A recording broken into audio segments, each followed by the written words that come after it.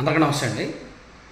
TDP Janasena కూటమి అంటే ఈ రెండు పార్టీలు పొత్తులో భాగంగా ఈరోజు ఒక కీలకమైన సభకు రెడీ అవుతున్నారు. జయహో బీసీ అనే సభను గుంటూరు జిల్లాలో మంగళగిరి పరిధిలో నిర్వహించి బీసీ డిక్లరేషన్ను ప్రకటించడానికి రెడీ అవుతున్నారు. ఈ సభకు చంద్రబాబు నాయుడు గారు, పవన్ కళ్యాణ్ గారు ఇద్దరు వస్తారు. వాళ్ళతో పాటు మంగళగిరి అభ్యర్థిగా లోకేష్ గారు ఉన్నారు కాబట్టి మేబీ ఆయన కూడా హాజరవుతారు. తాడేపల్లిగూడెం సభకు లోకేష్ గారు హాజరవ్వలేదు కాబట్టి రకరకాల పుకార్లు వ్యాపించాయి. కానీ అవేమి నిజం కాదు. అప్పుడు ఆయన వేరే కార్యక్రమాల్లో ఉన్నారు కాబట్టి, పార్టీ వేరే బాధ్యతలు ఇచ్చింది కాబట్టి ఆయన వేరే పనుల్లో ఉన్నారు.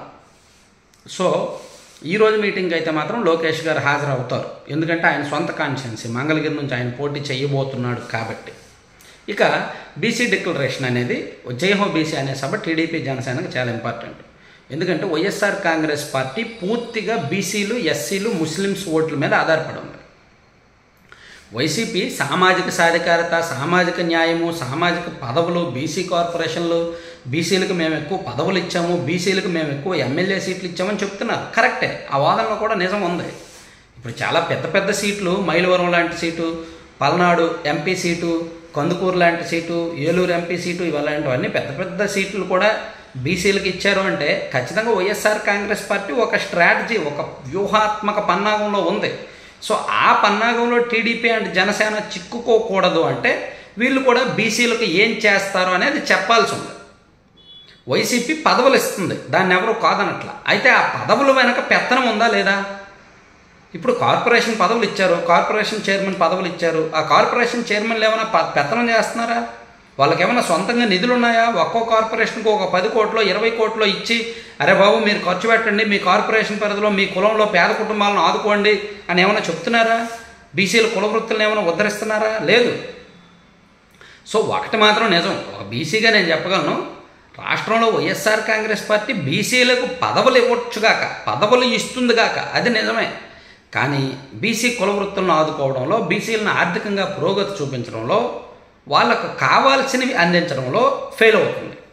ఏదో పదవులు ఇచ్చి, అలంకారప్రాయంగా పదవులు ఇచ్చి, పదవులు ఇచ్చామని డప్పు కొడుతున్నారు తప్ప వాళ్ళకి ఏం కావాలనేది వాళ్ళు ఇవ్వట్లా. వాళ్ళు ఏమి ఇవ్వాలనుకున్నారో అది మాత్రమే ఇస్తున్నారు. సో ఆ తేడాని తెలుగుదేశం అండ్ జనసేన గమనించాల్సిన అవసరం ఉంది. రాష్ట్రంలో బీసీ ఓటింగ్ చాలా కీలకం. 50% అటు ఇటుగా ఉంటారు. బీసీల్లో దాదాపుగా 140కి పైగా ఇతర వర్గాలు, రకరకాల ఉపకులాలు ఉన్నాయి. అందులో కుల వృత్తుల మీద ఆధారపడే కులాలే ఎక్కువ. ప్రతి బీసీ కమ్యూనిటీకి ఏదో కుల వృత్తి ఉంటుంది. సో ఆ కుల వృత్తులు ఇప్పుడు దాదాపుగా అంతరించిపోతున్నాయి.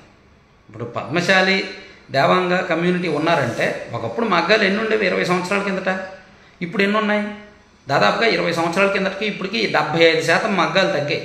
మీరు చీరాలు కానీ, మంగళగిరి కానీ, ధర్మవరం కానీ, పొందూరు కానీ ఎక్కడ చూసినా మగ్గాల సంఖ్య తగ్గింది. ఎందుకు తగ్గింది? అలాగే నాయి బ్రాహ్మణ్ ఎవరు ఆ కుల వృత్తిని నమ్ముకొని ఇప్పుడు ఉన్నారు? ఇప్పుడంతా కార్పొరేట్ కల్చర్, కార్పొరేట్ ఎక్కువైపోయింది. అలాగే ఒడ్డెర కమ్యూనిటీ వాళ్ళ కుల వృత్తి రాళ్ళు కొట్టడం, ఇప్పుడు ఆ పనిలో ఎవరున్నారు? లేరు. అలాగే రజకులు. సో ఇలా రాష్ట్ర వ్యాప్తంగా కూడా బీసీల కుల వృత్తులు పోతున్నాయి. కుల వృత్తిని నమ్ముకొని ఉండడానికి ఆ కుటుంబాలు కూడా ఉండట్లే, ఎక్కడికెక్కడికో వలసలు వెళ్ళిపోతున్నారు. అలాగే బీసీ కార్పొరేషన్ల ద్వారా కుల వృత్తులను కాపాడడానికి, వాళ్ళకి రాయితీలో ఇవ్వడానికి అవేమీ కూడా ప్రభుత్వం చర్యలు తీసుకోవట్లేదు. సో ఇలా రకరకాల సమస్యలు ఉన్నాయి. ఆ సమస్యలను ఐడెంటిఫై చేసి మూలాల్లోకి వెళ్ళి బీసీలకు ఉద్ధరించడంలో జగన్ ప్రభుత్వం, వైసీపీ ప్రభుత్వం అయితే ఫెయిల్ అయింది. 100% ఫెయిల్ అయింది. ఏదో నేతన్న నేస్తామని అది ఇది ఇస్తున్నప్పటికీ అది పెద్ద సక్సెస్ అవ్వలేదు. సో దాన్ని ఆ గ్యాప్ ఒకటి ఉంది. ఆ గ్యాప్ని తెలుగుదేశం పార్టీ అండ్ జనసేన ఎలా వాడుకుంటాయనే దాని మీద ఈరోజు సభ ఉంటుంది. ఈరోజు డిక్లరేషన్లో ఆ గ్యాప్ వీళ్ళు ఫుల్ఫిల్ చేసేలా కనిపించాలి. బీసీలకు ఒక నమ్మకం కలిగించాలి. అప్పుడు మాత్రమే బీసీ సాధికారిత, సామాజిక న్యాయం అని దప్పుకుంటున్న వైసీపీకి సరైన కౌంటర్గా ఇది ఉంటుంది. అలా కాకుండా మేము బీసీలకు వచ్చేసాము, ఇచ్చేసాము, జగన్ మోసం చేశాడు అని ఈ మీటింగ్లో కూడా జగన్మోహన్ రెడ్డి గారి మీద విమర్శలకే పరిమితమయ్యి బీసీలకు ఏం చెయ్యబోతున్నాము అనే ఒక స్పష్టమైన అంశాన్ని చెప్పలేకపోతే తెలుగుదేశం పార్టీకి కష్టమే. ఎందుకంటే బీసీల్లో సంక్షేమ పథకాల మీద ఎంతో కొంత పాజిటివ్ ఉంది. రూరల్ ఏరియాస్లో జగన్మోహన్ రెడ్డి గారు తమ కులానికి మోసం చేశారనే బాధ ఉన్నప్పటికీ సర్లే సంక్షేమ పథకాలు ఇచ్చారనేది ఉంది. సో అది లేకూడదు అంటే దాని రిజల్ట్ కనిపించాలి అంటే మాత్రం టీడీపీ అండ్ జనసేన ఒక స్పష్టమైన అంశాలను జనంలోకి తీసుకువెళ్ళాలి.